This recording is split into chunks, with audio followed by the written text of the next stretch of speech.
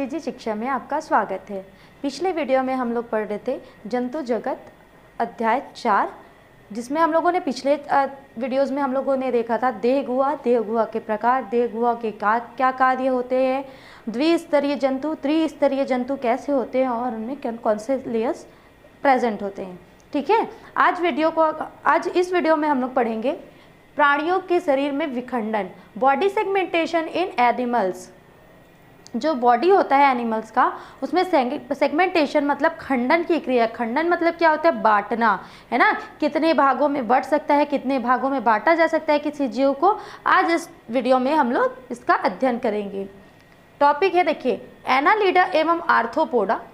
संघ का नाम है एनालिडा और आर्थ्रोपोडा। संघ के जो जीव होते हैं उनके खंडों में विभक्तिकरण होता है, टूटता है उनका जो बॉडी है ना। प्रत्येक खंड एक नई इकाई की तरह कार्य करता है। एनालिडा और आर्थ्रोपोडा जो संघ का जीव होता है उनका क्या होता है, उनके शरीर में विभक्तिकरण होता है, मतलब वो टूटता है अलग अलग भागों से। जैसे कि केचुआ हो गया, ये क्या करता है, अगर ये ऐसा भाग में बटा रहता है ना, तो इस भाग में बटे रहने के कारण क्या होता है, यदि वो किसी कारणवश अलग हो गया तो उसका जो दो पार्ट हो गए है ना, ये पार्ट हो गया और ये पार्ट हो गया, जब दो भागों में विभक्त हुआ तो जो दोनों पार्ट हैं, मतलब दोनों जो इकाई हैं, वो क्या करेंगे, एक स्वतंत्र जीव की तरह कार्य करना प्रारंभ कर देते हैं। ठीक है, ये सभी इकाइयां बाहर तथा अंदर से पूर्णतः एक दूसरे से अलग तथा कुछ कार्यों में समानता प्रदर्शित करते हैं। तत्पश्चात क्या होता है, जब सेगमेंटेशन होता है तो अलग अलग क्या होते हैं, अलग अलग स्वतंत्र जीवी के रूप में वो जीवित रहने लगते हैं, अलग अलग जीव के रूप में जीवित होने लगते हैं।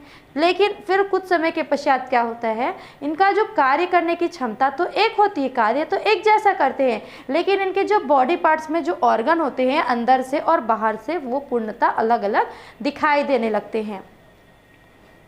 इन इकाइयों को खंड या विखंड कहते हैं। खंड को इंग्लिश में क्या बोलते हैं, सेगमेंट्स। क्या बोलते हैं, सेगमेंट्स। और विखंड को क्या बोलते हैं, मेटामर। क्या बोलते हैं, मेटामर। तो किसको बोला जाता है, एनालिडा और आर्थ्रोपोडा संघ के जो जीव होते हैं वो किसी कारणवश क्या हो जाते हैं, खंडों में विभक्त हो जाते हैं। तो प्रत्येक जो खंड होता है वो एक अलग अलग इकाई की तरह कार्य करता है। ये सभी जो इकाइयाँ होती है वो बाहर से और अंदर से क्या होती हैं, एक जैसे होती हैं, मतलब बाहर से और अंदर से क्या होती है, अलग होती है, और इनकी जो कार्य करने की क्षमता होती है ना, जो वो समानता प्रदर्शित करती है। इन इकाइयों को खंड या विखंड कहते हैं। इस प्रकार के खंडों के बनने से या बंटने की प्रक्रिया को विखंड या खंडी भवन, मेटामेरिक सेगमेंटेशन और मेटामेरिज्म बोलते हैं। ठीक है, मेटामेरिज्म बोलते हैं। इसमें क्या होता है, जब खंड हो जाता है, मतलब खंड होने की जो क्रिया होती है, खंड तो अचानक से नहीं हो जाता कि आया और ऐसा टूट गया, नहीं, वो धीरे धीरे क्या होता है, जब प्राकृतिक खंडन होता है तो वो धीरे धीरे खांच बनाना प्रारंभ करता है और कुछ समय के पश्चात क्या करता है, खंडों में विभक्त हो जाता है। तो इसको क्या बोलते हैं, खंडी भवन बोलते हैं, जिसको मेटामेरिक सेगमेंटेशन और मेटामेरिज्म बोल सकते हैं। प्रत्येक भी खंड जो होती है वो कुछ कार्य संयुक्त रूप से करती है। जो अलग अलग जो खंड होता है वो कुछ कार्यों को एक जैसा करती है तथा कुछ के लिए अलग अलग विशेषीकृत होती है। कुछ चीज़ होती है जो स्पेशलाइज्ड होती है, आपको पता है, जैसे मुंह जो होता है वो सिर्फ खाने के लिए स्पेशलाइज्ड होता है ना। हाथ जो होता है उसको पकड़ने के लिए हम लोग कर सकते हैं यूज़। फेफड़ा जो होता है वो श्वसन के लिए यूज़ होता है ना। ये जो सारी चीज़ें होती है वो विशेषीकृत कुछ अलग अलग क्या होती है, अंग होती हैं, तथा सभी खंड मिलकर क्या बनते हैं, समेकित रूप से एक जीव का निर्माण करते हैं। फिर सारे खंड जो अगर एक साथ मिला दिया जाता है तो वो कैसे दिखते हैं, एक जीव के जैसा दिखाई देते हैं। प्लेटीहेल्मिन्थस समूह के जंतुओं के शरीर में नए खंड अग्र सिरे की ओर से जुड़ते हैं तथा प्रत्येक खंड एक दूसरे से लगभग स्वतंत्र रहता है। यदि प्लेटीहेल्मिन्थस संघ के जीवों की बात करते हैं हम लोग, प्लेटीहेल्मिन्थस संघ में क्या होता है, इसमें क्या होता है, जब इनका जो संगठन होता है, मतलब इनका जो सेगमेंटेशन होता है, खंडन होता है, जो वो कैसे जुड़ना प्रारंभ होता है, सिर की ओर से जुड़ना प्रारंभ होता है। यदि यहाँ से कुछ जुड़ना है तो यहाँ पे आके वो अटैच होता है। ठीक है, इसको क्या बोलते हैं, एक दूसरे से लगभग स्वतंत्र रहता है। ये जुड़ने के लिए अग्र सिरे से जुड़ता है और प्रत्येक जो खंड होता है, मतलब जो अलग अलग सेगमेंटेशन होते हैं, वो एक दूसरे से पूर्ण रूप से स्वतंत्र होते हैं। इस विखंडन को नॉन मेटामेरिक विखंडन कहते हैं। किसको? जो अग्र सिरे से जुड़ता है और अग्र सिरे से जुड़ने के साथ साथ उसका जो सेगमेंटेशन होता है, जो खंड होता है, वो कुछ मात्रा में या पूर्ण रूप से स्वतंत्र होता है, उसको क्या बोलते हैं? Metameric segmentation, non metameric segmentation, है ना, नॉन मेटामेरिक विखंडन। जब नए खंडों का जुड़ना पश्च सिरे की ओर से होता है तो मेटामेरिक विखंडन कहते हैं। ये अग्र सिरे से होगा तो नॉन मेटामेरिक, और जब ये पश्च सिरे से नया जो सेगमेंट है वो जुड़ेगा, नया खंड जुड़ेगा, उसको क्या बोलते हैं? मेटामेरिक विखंडन। जिसको जो किस में होता है? अर्थवर्म या फिर केचुए में होता है। केचुआ को इंग्लिश में क्या बोलते हैं? अर्थवर्म बोला जाता है। ठीक है। फिर है एनालिडा संघ के जंतुओं में प्रत्येक जो खंड होता है वो देह गुहा भी अलग अलग होते हैं, अर्थात इसकी देह गुहा में भी खंडी भवन पाया जाता है। एनालिडा संघ में जितने सदस्य होते हैं उनके जो जंतु होते हैं उनमें जो खंड होता है वो क्या होता है? उसमें देह गुहा जो होता है वो अलग अलग होता है। इनकी जो देह गुहा होती है वो अलग अलग होती है और प्रत्येक देह गुहा में भी विखंडन पाया जाता है। इनके देह गुहा में भी सेगमेंटेशन पाया जाता है। चूंकि प्रत्येक देह गुही खंड में द्रव्य पाया जाता है, इस कारण यह द्रव चालिका कंकाल की तरह कार्य करता है। हम लोगों ने पढ़ा था पिछले वीडियो में कि देह गुहा जो होती है उसमें क्या पाया जाता है? एंडोडर्म, एक्टोडर्म और मीजोडर्म। तो मीजोडर्म में क्या पाया जाता है? द्रव पाया जाता है। वो नलिकाकार रचना के रूप में क्या हो जाता है? रूपांतरित हो जाता है और उसमें द्रव पाया जाता है। तो वो जो बता रहे हैं हम लोग यहाँ पे कि प्रत्येक देह गुही खंड में क्या पाया जाता है? द्रव उपस्थित होता है, जिसके इस कारण क्या होता है? यह द्रव चालित कंकाल की तरह कार्य करता है, अर्थात इसके शरीर को कठोरता प्रदान, प्रचलन में सहायता करता है। एनालिडा संघ के जो सदस्य होते हैं उनमें क्या पता है? देह गुहा में द्रव पाया जाता है, जिसके कारण वह क्या करता है? कठोरता प्रदान करता है। क्यों? क्योंकि इसको द्रव चालित कंकाल बोलते हैं और ये क्या करता है? बॉडी को कठोरता, हार्डनेस देता है, जिसके कारण क्या होता है? प्रचलन में ये सहायता करते हैं, आगे बढ़ने में, एक जगह से दूसरी जगह खिसकने में ये सहायता करते हैं। इसमें विभाजित देह गुहा के कारण ही प्रत्येक खंड प्रचलन के समय स्वतंत्र रूप से संकुचन तथा शिथिलन करता है। इसमें देह गुहा में भी विभाजन होता है, अर्थात एक्टोडर्म, एंडोडर्म और मेसोडर्म में भी विभाजन होता है, जिसके कारण क्या होता है? हार्डनेस होता है बॉडी में, है ना। हार्डनेस होने के कारण क्या करता है? जब जो जीव होता है वो आगे और पीछे प्रचलन करता है, मतलब किसी भी दिशा में वो प्रचलन करता है, तो वो क्या करता है? स्वतंत्र रूप से संकुचित होता है और शिथिल होता है। संकुचित का मतलब होता है सिकुड़ना और शिथिलन का मतलब होता है स्टॉप करना। ठीक है, मतलब आगे भी बढ़ सकता है, रुक भी सकता है अपने हिसाब से। प्रत्येक जो उसका वो होता है, प्रत्येक खंड होता है जो वो अपने अनुसार कार्य करने में सक्षम होता है। किसके कारण? द्रव के कारण, है ना। आर्थ्रोपोडा संघ के जो जीव होते हैं उनमें प्रत्येक जो विखंडन पाया जाता है वो अलग अलग विशेषीकृत उपांगों युक्त होता है, जिसमें से कुछ प्रचलन, पैर या पाद, कुछ भोजन ग्रहण, मुखांग, माउथ पार्ट तथा संवेदनाओं को ग्रहण करता है, स्पर्शक होता है, एंटीना का कार्य करता है।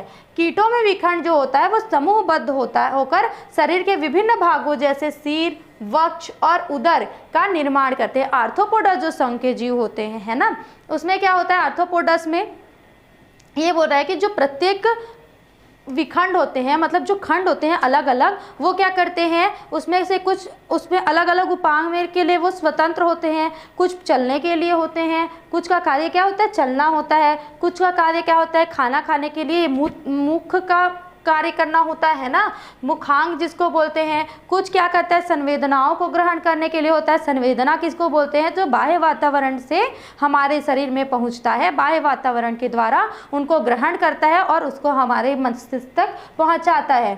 ठीक, तो ये आर्थ्रोपोडस में ऐसे होते हैं जो एंटीना का कार्य करते हैं। उसके बाद जो विखंड होते हैं, जो खंड होते हैं, वो समूहबद्ध होते हैं। समूहबद्ध का तात्पर्य ये होता है कि एक के बाद एक जैसे स्थित होते हैं और विभिन्न भाग जैसे सिर, मतलब बोलते हैं सिर को हम लोग हेड, वक्ष जिसको क्या बोलते हैं हम लोग थोरेक्स, और उदर एब्डोमेन का निर्माण करते हैं। प्रोटोजोआ, पोरीफेरा और सिलेंट्रेटस जो निमेटोहेल्मिन्थेस तथा कॉर्डेटस जो है वो आदि संघ के जंतुओं में अखंडित होता है। प्रोटोजोआ जो संघ होते हैं, पोरीफेरा है, प्रोटोजोआ है, सिलेंट्रेटस है, कॉर्डेट्स है, निमेटोहेल्मिन्थेस है, आदि संघ के जो जंतु होते हैं वो अखंडित होते हैं। मतलब उनमें सेगमेंटेशन नहीं पाया जाता।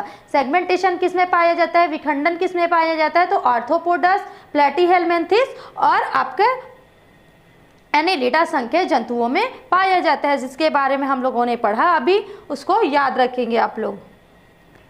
विभिन्न अंग प्रणालियों में जटिलता का पैटर्न्स। अंग प्रणाली का मतलब क्या होता है कि जो बॉडी होता है जीवों का, शरीर होता है, जो शारीरिक स्थिति, उसमें कौन कौन से अंग पाए जाते हैं और उनमें क्या क्या जटिलताएं पाई जाती हैं, उनका पैटर्न देखते हैं। अंग एवं अंग तंत्र स्तर का प्रारंभ निम्न वर्गीय जंतु जैसे प्लेटीहेलमिन्थेस एवं एस्क्लेहेलमिन्थेस से हुआ। अंग जो है और अंग स्तर का प्रारंभ कहाँ से स्टार्ट हुआ था? कोई भी चीज़ जब आती है, जब कोई भी चीज़ हमको दिखाई देती है, वो कहीं ना कहीं से स्टार्ट होती ही है। तो वैसे ही अंग और अंग तंत्र का स्टार्टिंग मतलब प्रारंभिकरण अगर हम लोग देखेंगे तो प्लेटीहेलमिन्थेस जीव जो है, प्लेटीहेलमिन्थेस सदस्य जो है, उनके जीवों, उनको निम्न वर्गीय जीव माना जाता है, जंतु वर्ग का निम्न वर्ग माना जाता है। वहाँ के जीवों से क्या हुआ था? अंग और अंग तंत्र का प्रारंभ हुआ था, एस्क्लेहेलमिन्थेस और प्लेटीहेलमिन्थेस से। ठीक है, जटिलताएं निम्न वर्गीय से क्या होता है, ग्रोथ कैसा होता है, वृद्धि कैसा होता है कोई भी चीज़ का, तो नीचे से ऊपर की ओर होता है। अर्थात अगर हम लोग 1 लिखेंगे तब तो 2, 3, 4, 5, 6, 7, 8 लिखेंगे। ऐसा थोड़ी ना होता है कि हम लोग 8, 7, 6, 5 ऐसा लिखे, नहीं ना। वैसे ही क्या हुआ, अंग तंत्र में जो विकास हुआ वो कैसे हुआ, निम्न वर्गीय जंतुओं से उच्च वर्गीय जंतुओं में हुआ। इनका जो वर्गीकरण है वो आधार के रूप में प्रस्तुत कर सकते हैं हम। फिर है पाचन तंत्र। देखते हैं पाचन तंत्र। पाचन तंत्र को क्या बोलते हैं हम लोग? Digestive system. जटिलता के आधार पर जंतुओं में 2 तरह की पाचन प्रणाली पाई जाती है। जो जंतु जगत है उसमें बहुत सारी विविधताएं हैं और बहुत सारी जटिलताएं हैं, क्योंकि ये बहुत बड़ा जगत है जिसमें बहुत बाकी जो 4 जगत है उनके अपेक्षाएं इनमें ज़्यादा सदस्य उपस्थित हैं। इनमें क्या पाया जाता है? 2 प्रकार के पाचन तंत्र पाए जाते हैं, अपूर्ण पाचन तंत्र और दूसरा है आपका पूर्ण पाचन तंत्र। ठीक है, तो अपूर्ण पाचन तंत्र और पूर्ण पाचन तंत्र क्या होता है देखते हैं। Incomplete digestive system. इस प्रकार के तंत्र में क्या होता है, मुख तथा एनस जो होता है, जिसको माउथ बोलते हैं और मलद्वार बोलते हैं। माउथ और एनस, मुख और मलद्वार जो होता है, कार्य हेतु एक ही छिद्र उपस्थित होते हैं। एक ही खुला क्षेत्र ओपनिंग जो होता है, जहाँ से ये दोनों होते हैं, दोनों कार्य जो होते हैं उसके लिए एक ही छिद्र होता है, तो उसको क्या बोलते हैं? अपूर्ण पाचन तंत्र कहते हैं। जैसे कौन कौन से जीवों में पाया जाता है, तो सिलेंट्रेटस संघ के जीव, प्लेटीहेलमिन्थेस संघ के जीव में इस प्रकार के सदस्यों में इस प्रकार के पाचन तंत्र की क्रियाएं होती है। फिर है पूर्ण पाचन तंत्र। जब पाचन तंत्र मुख तथा मलद्वार के रूप में 2 स्पष्ट छिद्रों के माध्यम से होता है, तो उसमें क्या होता है, जो जीव होते हैं वो भोजन ग्रहण के लिए मुख का कार्य करते हैं, मुख का यूज करते हैं, और अपचे पदार्थ को बाहर निकालने के लिए एनस का कार्य लेते हैं। ठीक है, पाचन तंत्र बाहर निकलता है, जिससे पाचन जो अपचित पदार्थ होता है वो मलद्वार के द्वारा बाहर निकल जाता है। पृथक्कृत व्यवस्था के रूप में होता है, मतलब अलग अलग व्यवस्थित होता है। ये खाने के लिए अलग व्यवस्था होता है और अपचे भोज्य पदार्थों को बाहर निकालने के लिए अलग व्यवस्था होता है, तो इसको क्या बोलते हैं हम लोग? पृथक्कृत व्यवस्था। उदाहरण है अन्य सभी जंतु अर्थात एस्क्लेहेलमिन्थेस से लेकर कॉर्डेटा संघ के जंतु तक। फिर है परिसंचरण तंत्र, सर्कुलेटरी सिस्टम। ठीक है, पाचन तंत्र हम लोगों ने देखा। पाचन तंत्र किस प्रकार के होते हैं, तो 2 प्रकार के होते हैं। अपूर्ण पाचन तंत्र, जिनमें एनस और माउथ के लिए सिर्फ एक होल होता है, एक छिद्र होता है, एक ओपनिंग पॉइंट होता है, और दूसरा है पूर्ण पाचन तंत्र, जिसमें 2 होल होते हैं, 2 छिद्र होते हैं। एक होता है मुख, जिसके मुख गुहा का कार्य करता है, और दूसरा होता है आपका मलद्वार, जो अपचे भोज्य पदार्थों को बाहर करता है। इस पृथक्कृत व्यवस्था को बोलते हैं पूर्ण पाचन तंत्र, जो किसमें पाया जाता है? एस्क्लेहेलमिन्थेस और से लेकर कॉर्डेटा संघ के जो जंतु है वहां तक ये पाया जाता है, उपस्थित होता है। देन उसके पश्चात है आपका परिसंचरण तंत्र। जंतुओं में परिसंचरण तंत्र अंतर्गत क्या होता है, जो रक्त होता है वो तरल संयोजी उत्तक के रूप में, जो रक्त होता है उसको जाने के लिए क्या कार्य करता है? सहायता करता है। रक्त का परिसंचरण तंत्र तरल संयोजी उत्तक के रूप में होता है। लिक्विड होता है ना, लिक्विड सरल होता है, तरल होता है और संयोजी उत्तकों के रूप में होता है। यह तंत्र भी 2 प्रकार के होते हैं, खुला परिसंचरण तंत्र और बंद परिसंचरण तंत्र।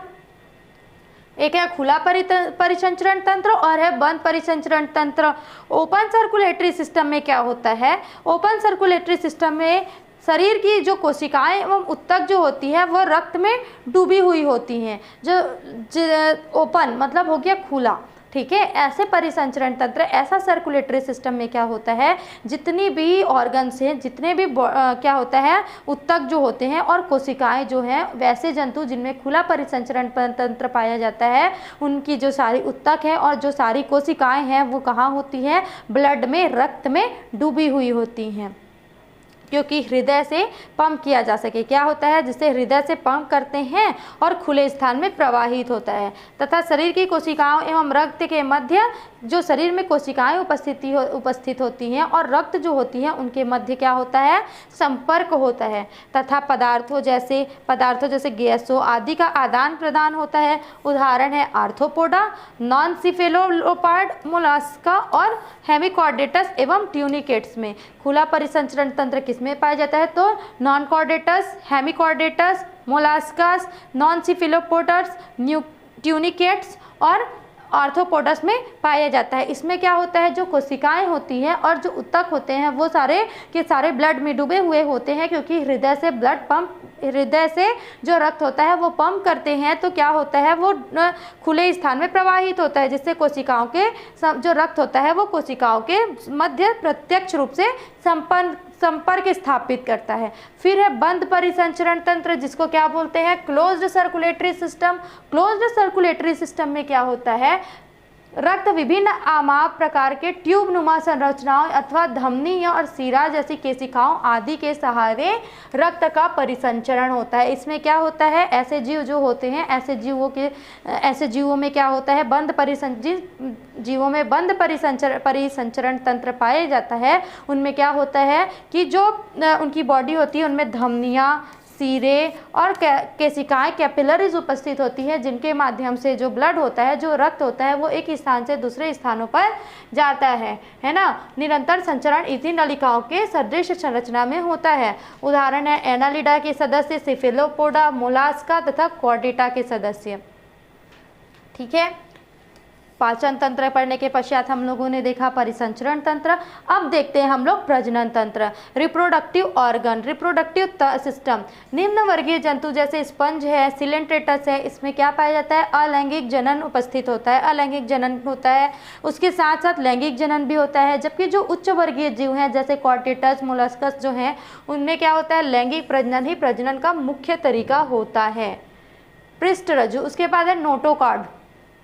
ठीक है, प्रजनन तंत्र के पश्चात क्या हो गया, नोटोकॉर्ड। भ्रूणीय परिवर्धन के समय कुछ जंतुओं में मेसोडर्म से बनने वाली कठोर किंतु लचीली छड़ रूपी संरचना को पृष्ठरज्जु कहते हैं। जब भ्रूणीय परिवर्धन होता है, मतलब जो भ्रूण होता है उसमें जब ग्रोथ होता है तो उसका जो मेसोडर्म होता है ना, मेसोडर्म जिसको क्या बोलते हैं, मध्य वाला जो लेयर होता है, उनसे क्या बनता है, कठोर होता है, मतलब थोड़ा हार्ड होता है और लचीला संरचना होता है। उस लचीले और छड़नुमा संरचना को क्या बोलते हैं, पृष्ठरज्जु बोलते हैं। जिसके कारण क्या होता है, जंतु को कशेरुकी या कॉर्डेटस या रज्जुकी कॉर्डेट्स कहा जाता है।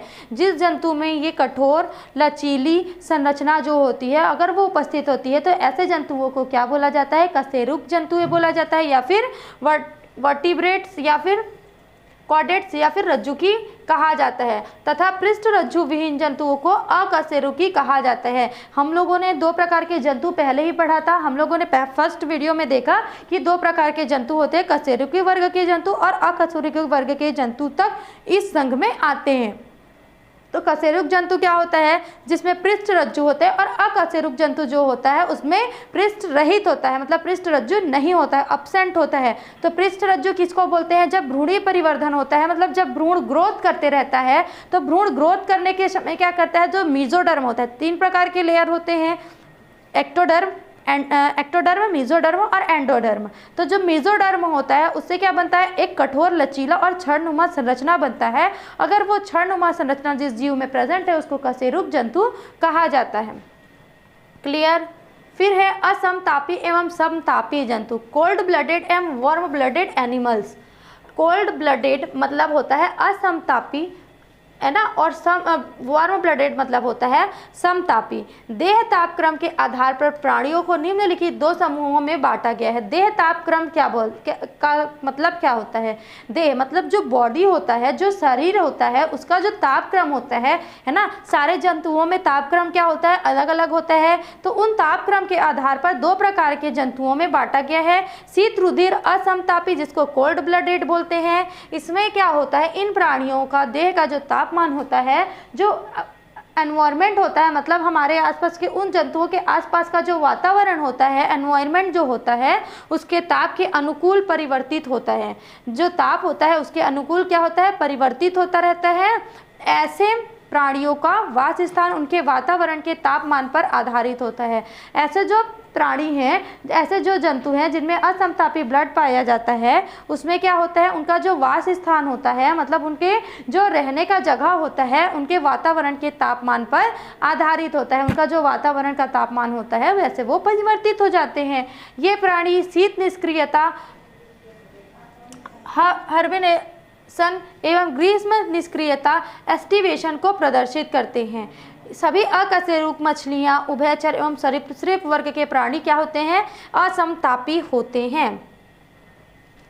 फिर है ग्रीष्म रुधिर, गर्म रुधिर मतलब वार्म ब्लडेड और समतापी प्राणी, वार्म ब्लडेड एनिमल्स। ये प्राणी जो होते हैं वो शरीर का तापमान आंतरिक नियंत्रण तंत्र द्वारा स्थिर या एक समान बनाए रहते हैं। इनके जो बॉडी होते हैं उनमें क्या होता है? नियंत्रण होता है, कंट्रोल होता है कि अपने शरीर को क्या करें? एक जैसा, अपने शरीर का जो तापमान होता है उसको क्या करें? एक जैसा बना के रखे, स्थिर बना के रखे। ठीक है।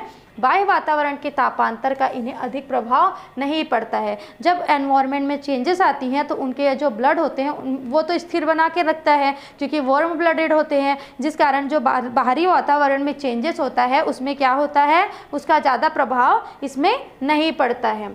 अतः ग्रीष्म रुधिर प्राणी सभी प्रकार के वातावरण में आवास कर सकते हैं। जो वार्म ब्लडेड जो जंतु होते हैं, एनिमल्स जो होते हैं, वो हर एनवायरनमेंट में रह सकते, सर्वाइव कर सकते हैं, जीवित रह सकते हैं। क्यों? क्योंकि अपने अंदर के तापमान को वो कंट्रोल करने की शक्ति रखते हैं। लेकिन जो कोल्ड ब्लडेड होते हैं वो तापमान के अनुकूल परिवर्तन करते हैं, और जिसके कारण वो सभी जगह रहना नहीं रह सकते। ठीक है। पक्षी एवं स्तनधारी ग्रीष्म रुधिर प्राणी हैं, जो मनुष्य हैं, है ना, और क्या बोलते हैं आपका, जितने भी स्तनधारी प्राणी हैं, अर्थात जो बच्चों को जन्म देने वाले एनिमल्स होते हैं, जंतु जो होते हैं, और पक्षियाँ, जितने भी पक्षियाँ हैं वो सारे क्या है? वो हॉट ब्लडेड एनिमल्स हैं। फिर है स्केलेटन, कंकाल।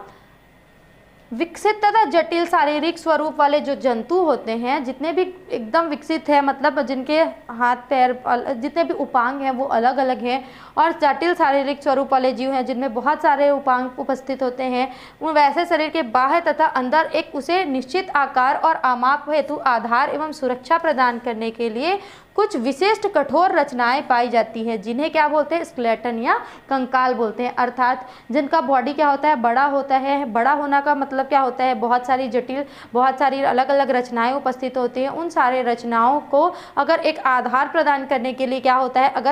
अगर कंकाल को निकाल दिया जाएंगे, अगर हमारे जो बॉडी में हड्डियाँ हैं उनको निकाल दिया जाएंगे, तो हम जैसे दिख रहे हैं वैसे दिखेंगे क्या? नहीं। वैसे अन्य जंतु हैं उनके भी जो शरीर में क्या होता है? हड्डियाँ होती है, हड्डियों को ही कंकाल बोला जाता है। तो उनको अगर निकाल दिया जाता है तो क्या हम वैसे दिखाई देंगे? नहीं, वो तो ऐसे कपड़े के जैसे नीचे गिर जाएंगे, है ना। तो क्या जो कंकाल होता है वो क्या होता है? हमारे बॉडी को निश्चित आकार और आधार और सुरक्षा प्रदान करता है। ये थोड़ा कठोर होता है, इनको कंकाल या स्केलेटन बोलते हैं।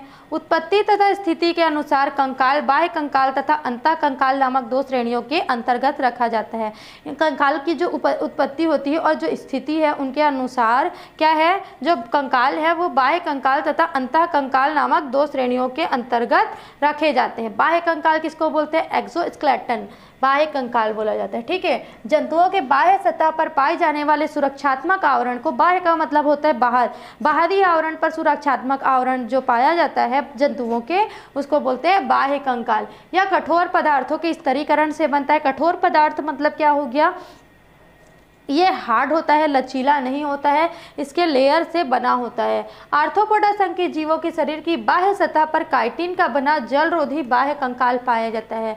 आर्थ्रोपोडा संघ के जो जीव होते हैं उनका जो बाह्य आवरण होता है वो काइटिन का बना होता है और कैसा होता है, जलरोधी होता है, मतलब जल को अंदर नहीं घुसने देता है, ऐसा कंकाल पाया जाता है। उपांगों पर इन सब बाह्य कंकालों में संधियां पाई जाती हैं। जो उपांग होते हैं मतलब जो दो पार्ट्स होते हैं, मतलब दो जो बॉडी पार्ट्स है वो जहाँ पे जुड़ते हैं, जहाँ पे संधि होती है, एक दूसरे से जुड़ते हैं, उन जगह पर संधियाँ उपस्थित होती है, जिसके कारण ये तेजी से चल सकते हैं। इस प्रकार के जीवों के पंख भी यदि इसी पदार्थ के बने होते हैं। इस संघ में जो आर्थ्रोपोडा संघ के जो जीव होते हैं, जिनके पक्षियाँ जो होती हैं, उनमें क्या होता है, वो पंख भी जो होते हैं वो किससे बने होते हैं, काइटिन से बने होते हैं। संभवतः बाह्य कंकाल के कारण ही कीट वर्ग के जीव सबसे पहले सफल स्थलीय जीव हैं।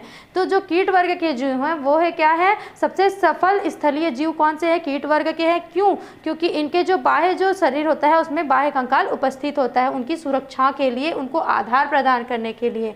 ये क्यूटिकल, सल्क, स्केल्स, नाखून, नेल्स, बाल आदि बाह्य कंकाल के रूप में बाह्य वातावरण से सुरक्षा प्रदान करते हैं। जो बॉडी के ऊपर जो काइटिन के लेयर होती है उनके ऊपर सल्क पाया जाता है, नाखून पाए जाते हैं, नेल्स पाए जाते हैं, है ना, बाल होता है, ये सारे चीज़ क्या करते हैं, बाह्य कंकाल के रूप में उपस्थित होता है और सुरक्षा प्रदान करता है। सरलतम जंतुओं सिलेंट्रेटस में बाह्य कंकाल नहीं होता है। मोलास्का संघ के जो जीव होते हैं उनका शरीर जो होता है वो कोमल शरीर की रक्षा के लिए इसके चारों तरफ क्या पाया जाता है, चने युक्त क्या पाया जाता है,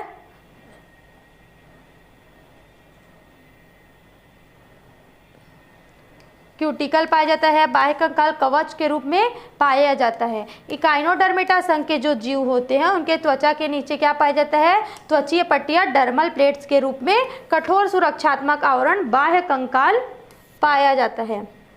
स्तनियों में बाह्य कंकाल जो होता है, दांत, बाल, खूर जिसको बोलते हैं हूफ्स, सिंग जो बहुत सारे जंतुओं में पाया जाता है। पक्षियों में क्या होता है, पंख होता है। इन सभी जंतुओं की बाह्य त्वचा मछलियों तथा सरीसृप में सल्क आदि बाह्य कंकाल के उदाहरण हैं। फिर है अंतःकंकाल, एंडोस्केलेटन। अंतःकंकाल का वह प्रकार जो जटिल प्राणियों के शरीर के आंतरिक अंगों को क्या करता है, आधार तथा सुरक्षा प्रदान करता है।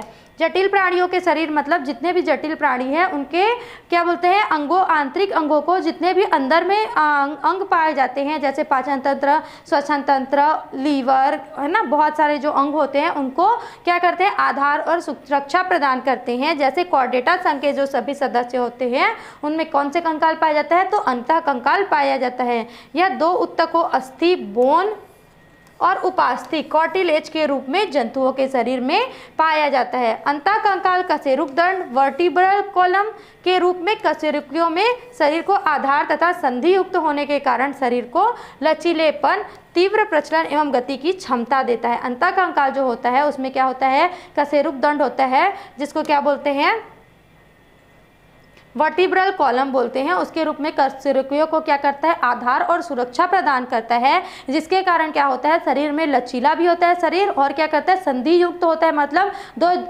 दो उपांग होते हैं उनके बीच ज्वाइंट होने के कारण क्या होता है, तीव्र प्रचलन एवं गति को क्षमता देता है। यह मस्तिष्क, बॉक्स तथा कशेरुक दंडों के रूप में संवेदी अंग तथा तंत्रिकाओं को सुरक्षा देता है।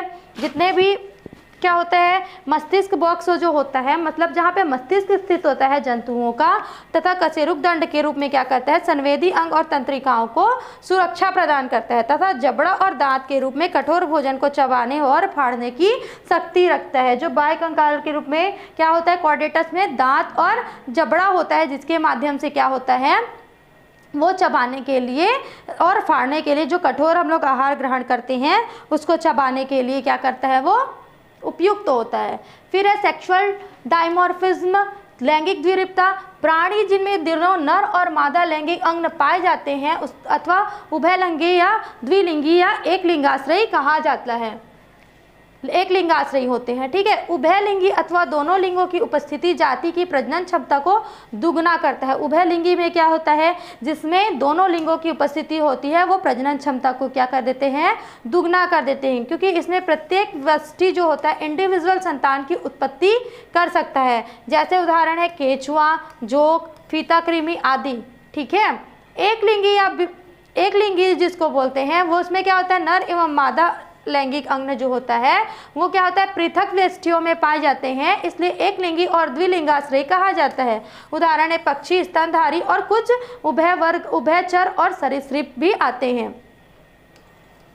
इनमें क्या होता है, नर एवं जो मादा होते हैं वो बाह्य लैंगिक लक्षणों के आधार पर भिन्नित करने की क्रिया लैंगिक द्विरूपता कहलाती है। जब नर और मादा जो होता है वो अलग अलग व्यष्टियों में पाया जाता है उसको द्विलिंगाश्रयी एक लिंगाश्रयी कहा जाता है। ये किसमें पाया जाता है, स्तनियों में, कॉर्डेटस में, पक्षियों में, है ना, कुछ उभयचर में पाया जाता है। फिर क्या बोल रहा है ये कि जो इनको भिन्नित करता है, मतलब जो इनका सिम्टम्स होता है, जो लक्षण होता है, इनका क्रिया जो होता है वो लैंगिक द्विरूपता सेक्सुअल डाइमॉर्फिज्म कहलाता है। जैसे सभी जीवों के नर एवं मादा जीव जो होते हैं उसमें क्या होता है, अलग अलग होता है, जो गैमेट्स के रूप में संलयन करता है। लैंगिक द्विरूपता के साथ हमारा ये जो वीडियो है यहीं पे स्टॉप करते हैं। आई थिंक आपको सारा जो टॉपिक्स हम लोग इससे पहले पढ़े वो आपको क्लियर हो गया होगा। नेक्स्ट टॉपिक निषेचन या फर्टिलाइजेशन के साथ हम लोग दूसरे वीडियो में मिलते हैं। सीधी शिक्षा में जुड़े रहने के लिए धन्यवाद।